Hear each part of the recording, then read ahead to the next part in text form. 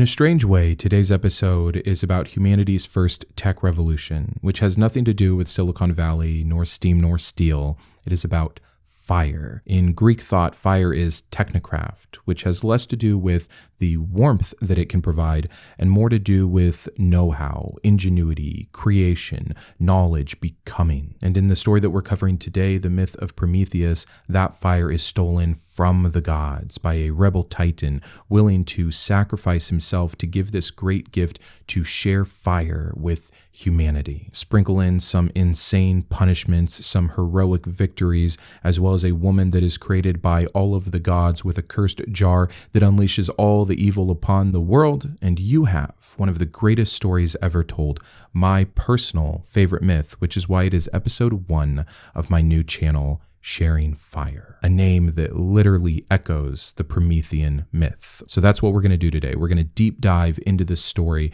so that there's some grounding for my channel for what I'm trying to accomplish here. If you want to jump straight to that story, there's a timestamp down below. But first, I just want to welcome you to the new channel. I'm so excited about this endeavor. My tagline is igniting curiosity and illuminating truth. I hope to do so by sharing this fire with you, these embers and sparks of philosophy and psychology and history and mythology and art and science and so much more. Hopefully, in doing so and sharing these things well, you too will be able to share that fire with those in your life. Maybe it's naive of me, but I'm hoping to just add a little bit of positivity and optimism and knowledge and wisdom into the world from all of the many things that I love and have learned about. Also, I apologize for the radio voice today. I'm a bit under the weather. But without further ado, let's dive into the first episode of Sharing Fire, the Myth of Prometheus. Now, there's two main sources where we get this story in general, and the earliest tracks back to the 7th or 8th century BCE by a man named Hesiod. He himself has two works. First, Theogony, that's where we get the sacrifice trick, the stolen fire, and the punishment. And then Works in Days, where we get the add-on story of Pandora and her jar. I don't have a copy of that work, but I do want to point out that in any classical mythology retelling or compilation like these two books here, you will get a clear version of Hesiod's tale. By the way, I'm going to be covering a lot of books on this channel. You can always check the description down below for a link to get your own. I will also have a recommended reading link in general that I'll be adding to every single time we cover a work here. But then you have the drama that made it all come alive a few centuries later. A Greek play by a man named Aeschylus called Prometheus Bound. This is what makes it all so visceral. There's also some added details like the taunting from Hermes, the staging of the actual torture, the encounter with Io, and Prometheus's catalog of human arts. So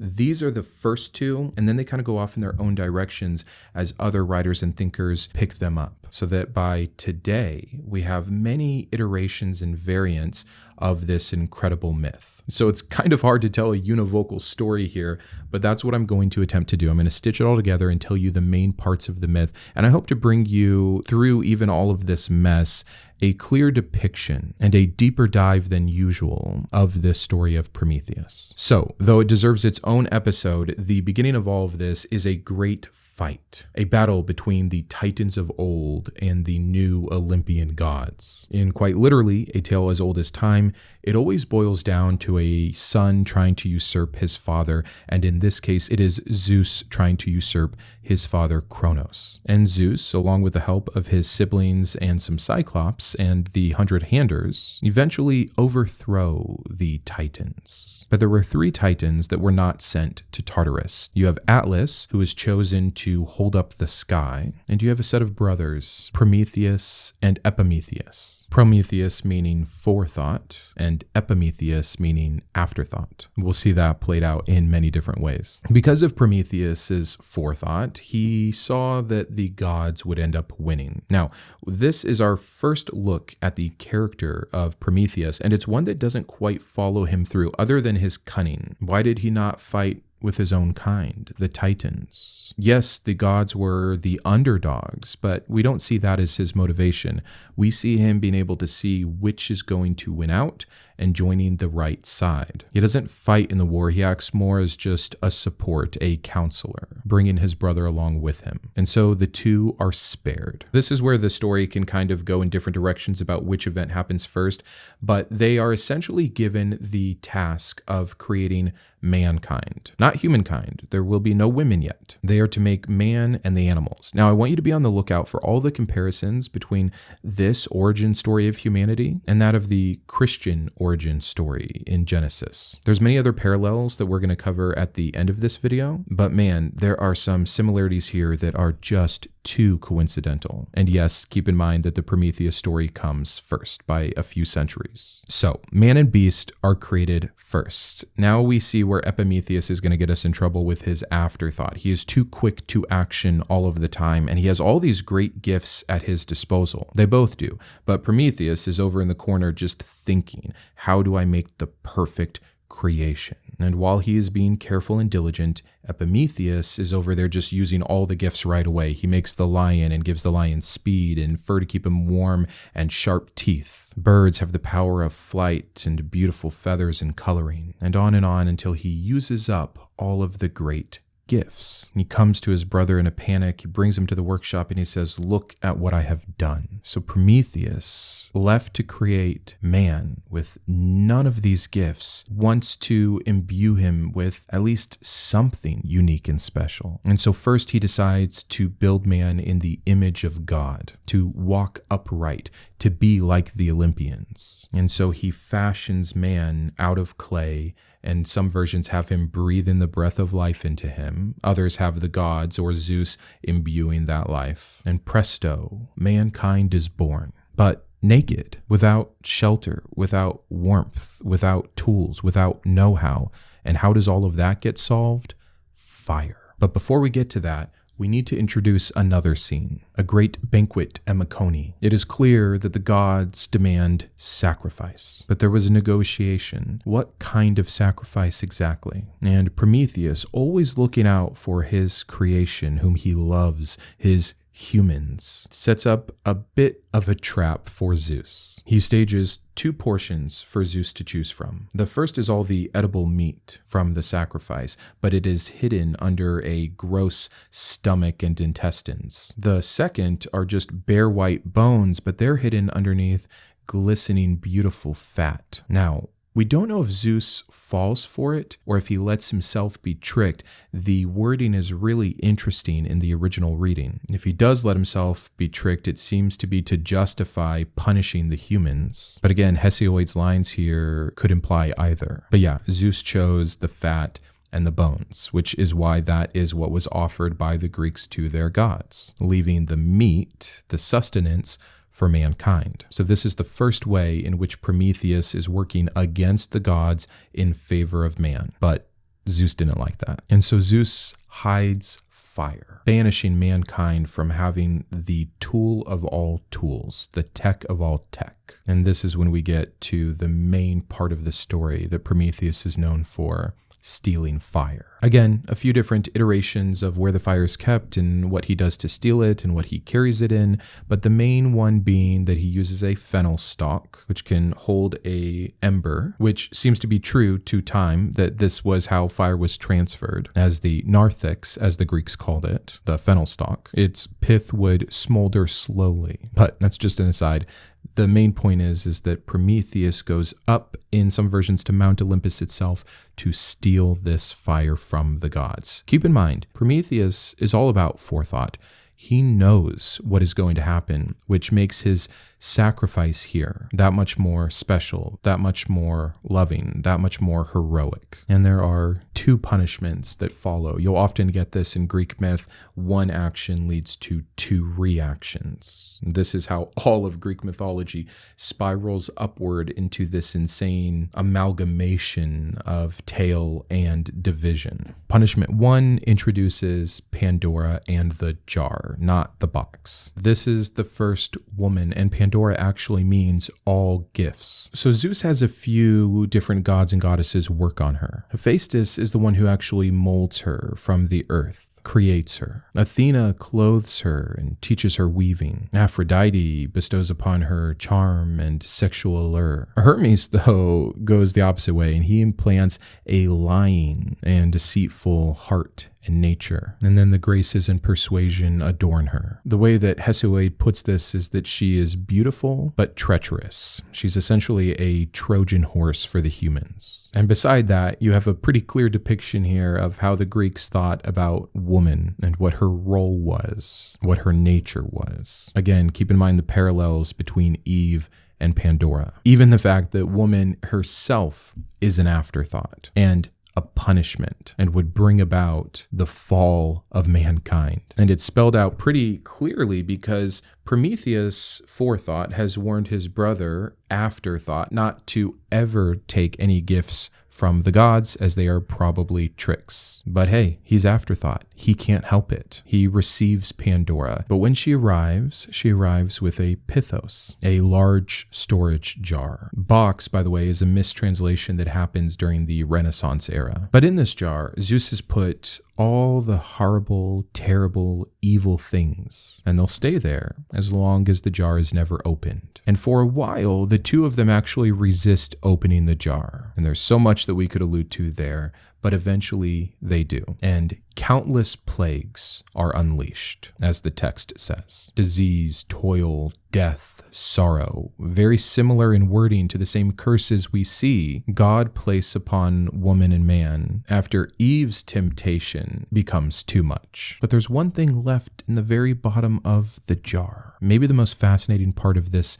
side story to Prometheus. It's hope, but the Greek word there can also mean expectation, and it could be in a positive, neutral, or even an ominous sense. So there's great debate over why was hope left at the bottom. Was it the one redeeming gift from Zeus that even amongst all of this chaos and terror, he would give the humans something positive, hope? Or is it the final torture, the thing that would make humans go on and continue in the face of so much evil and suffering and harm? Also, it's still in the jar. So is it withheld from humanity, or is it preserved for humanity? Again, very different ways to read and interpret this, and scholars are split, but it does drastically change the tone of the story. But Pandora works, like each part of this myth, as explanation. This is why life is hard. This is why women exist. This is why women are the way that they are, which reflects early Greek patriarchy pretty well, that women are essential and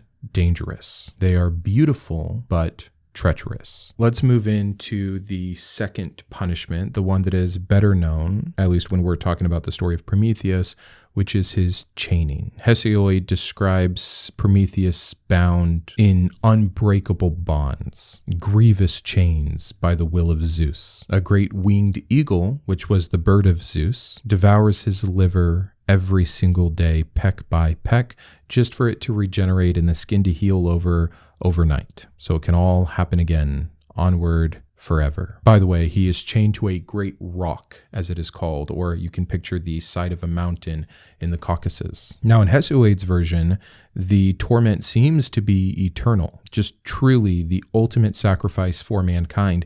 But in later myths and retellings, you'll actually have Heracles himself, during his 12 labors, come upon Prometheus and use a bow, I think, to take down the great eagle. I personally like that second version, but again, it's not found in our earliest. The eagle is symbolic for a few reasons. One, we need to know that this punishment is not random. This is a direct act from Zeus. You cannot go against the gods and get away with it. And again, to the Greeks, Zeus's eagle represented kind of the all-seeing eye. The gods were always watching. They would know and they will punish. Many people then ask, well, why the liver? Seems kind of random. Why not just eating the whole body or pecking out the eyes or something else? Again, getting into Greek thought, going into the context, the liver was the seat of life. It was a vital organ tied to vitality, passion. Livers were also used for divination, the tablet of destiny, as they were called. So having this eagle gnaw on it daily was symbolically destroying Prometheus's fate and vitality again and again. Also, going back to show just how amazing the Greeks were in their studies and their sciences, and it came from pretty barbaric ritual sacrifices, but they studied the organs a lot, and they knew that the liver was the only organ that could regenerate to any degree, which is correct, making the torment kind of scientifically uncanny. But in general, it's about the same thing hell is about, the psychological torment of it never ending. Since the liver can regenerate, he is doomed to suffer forever. As for where this is happening, again, I mentioned the Caucasus. To the Greeks, that was the end of the world. And maybe I'm droning on too long here, but I think that this punishment is so much of what the story is. And I want to kind of cover the version in Prometheus Bound by Aeschylus. You have Zeus who orders Kratos and Bia, power and force, to drag Prometheus to this rock. Hephaestus is reluctantly hammering him in. The eagle is not yet present, but it's been foretold in the play, so the audience gets to dread its coming. And here we see more the character and nature of Prometheus. He never begs for his life or to be free. In fact, he taunts Zeus and he insists upon the justice of what he did. Here is where the suffering becomes heroic. It's resistance. It's defying tyranny. It's sacrifice to ensure the well-being of the least of these. Also here, there's something else going on, and I don't want to muddy the waters. You can actually see this, and it was Netflix, I think, that had Chaos, all about this story about Zeus and side story of Prometheus. And it comes straight from Prometheus Bound, where Prometheus knows something, again, forethought, a prophecy, some secret knowledge that could topple Zeus, that one of his sons will overtake him, just as Zeus did to his father. But Zeus is pretty promiscuous, so he doesn't know which son to look out for, but he thinks Prometheus knows. This is also sometimes why we're thought that Zeus doesn't just destroy him, because he is still hoping to get this information, but Prometheus never gives it up, which is why in the version where Heracles rescues him, Zeus seems to allow it, maybe hoping that it would lead to him telling. Now, again, we're getting into other variations because sometimes it's a centaur that actually rescues him. Sometimes we aren't sure if Prometheus ever tells Zeus the secret. But one thing is for sure, in the version where he gets released, there's a cosmic order that still has to be delivered. And so a ring is made for Prometheus out of his own chains and a bit of the rock from the Caucasus. And so in this way, he is still bound to Zeus. There's some interesting ideas that this ring that binds you to another is actually where we get the concept of engagement or wedding rings, but who knows? Be a pretty messed up beginning for what we consider the purpose to be now. There's some other things that happen while he's chained. We're going to leave those for another time, but essentially it just becomes a web of fates intersecting across who knows how many generations. One of my favorite scenes comes from Circe, or if we were being accurate, it'd be Kirke in the Greek, by Madeline Miller. And though it's focused on Circe, we get so many different looks into Greek mythology and certain Greek myths, and her encounter with Prometheus is such a cool envisioning of this story. If you have not read this, please do. But again, the web of fates, I think, is the best way to think about the Prometheus story, because it goes on for so long.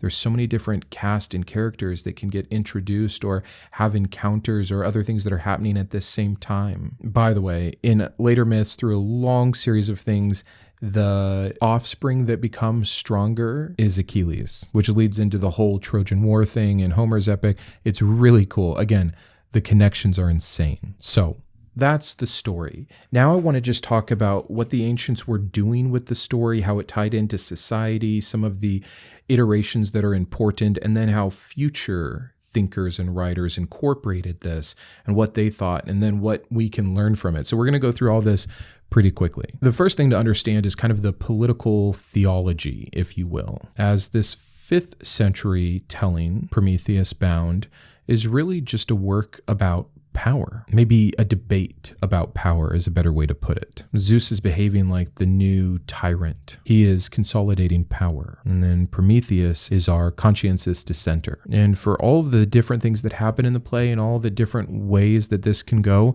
there are a few really consistent themes. Obedience versus justice, and mercy versus the law. Taken into context what was going on in the 5th century in Greece at this time, we see the importance of this story. This is what Greek plays were for. They weren't just for entertainment. They weren't just to explain origins. They were for educating the common man, a use of free speech to make an intelligent population. And we see that free speech being fought for in the character of Prometheus. It really is so very cool. And like I'd mentioned, many different thinkers have touched on Prometheus and taken different things from it. The first one I'll mention quickly is Plato. It's just a short version of it in one of his dialogues, but it's kind of working as a political anthropology. Plato uses the story as an explanation for why politics belong to all citizens, unlike the technical arts. It's a pretty cool distinction being made by Plato. There's also many that have seen Prometheus as problematic, not a hero, or at least not just a hero. After all, consider, from Zeus's point of view, Prometheus is breaking cosmic law. He destabilizes the entire sacrifice system. He arms mortals with tech that maybe they're not ready for. And we see that. They don't wield it wisely. The fire is used for harm as much as it is used for good, maybe more so. There's a great warning in Prometheus that we really don't see fleshed out until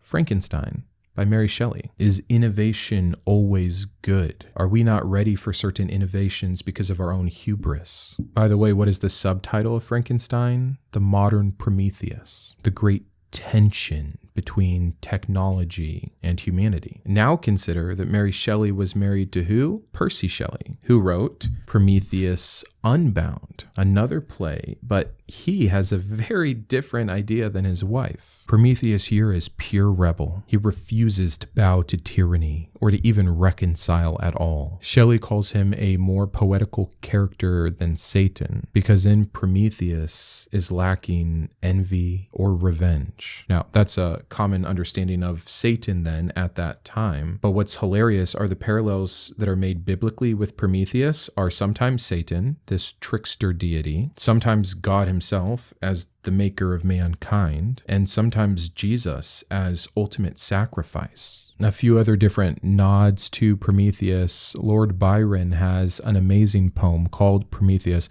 Let me read you just a few lines. Titan, to whose immortal eyes the suffering of mortality, seen in their sad reality, were not as things that gods despise. What was the pity's recompense? A silent suffering and intense. The rock, the vulture, and the chain, all that proud can feel of pain. The agony they do not show, the suffocating sense of woe, which speaks but in its loneliness, and then is jealous lest the sky should have a listener, nor will sigh until its voice is echoless. And then you have Nietzsche, who loved Prometheus, and honestly was probably the first place that I remember hearing about Prometheus. He covers it in a few of his works, but mainly in The Birth of Tragedy. Again, all books will be listed in the description. Nietzsche calls Prometheus the noblest symbol of the human will. He does his own biblical comparing. He looks at symbols of guilt like Adam, or those that are passive to tyranny like Job, and says, no, not Prometheus. Quite the opposite. This is Nietzsche's perfect example of heroic defiance. And maybe Nietzsche saw Prometheus as a bit of himself, because we also see comparisons where he alludes to Prometheus being a tragic artist or even a philosopher. The artist or philosopher to Nietzsche, like Prometheus, has to steal dangerous knowledge or beauty from the beyond. But seeing such beauty or such knowledge brings only suffering. And so in a way, the artist, the philosopher, they sacrifice themselves to bring something important to the rest of humanity. I can't even begin to tell you how much I love all of that. And again, it is what inspired this channel, sharing fire, paying it forward. Humanity has had too many beautiful ideas, too many amazing stories, too much wisdom and knowledge to not talk about it constantly, to not share it with others so that we can all utilize it, to not forget it, to not become apathetic. And in a day of so much slop, as we look at the new Frankenstein technology of AI, are there still real, meaningful things we can hold on to and remember and share? That's the fire. Thank you so much for being here. I hope you enjoyed this first episode. If you did, and if you have not, would you please subscribe right now? Would you turn on notifications? Would you leave a like and a comment? If you don't know what to comment, let me know what other kinds of episodes you would like to see. If it ignites curiosity or illuminates the truth, I want to talk about it. Also, I would love to hear from you guys for a good sign off. Should I end by saying, until next time, share the fire, keep the flame alive, stay curious, seek truth, you tell me. But in the meantime, do all of those things, and I'll see you soon for episode 2.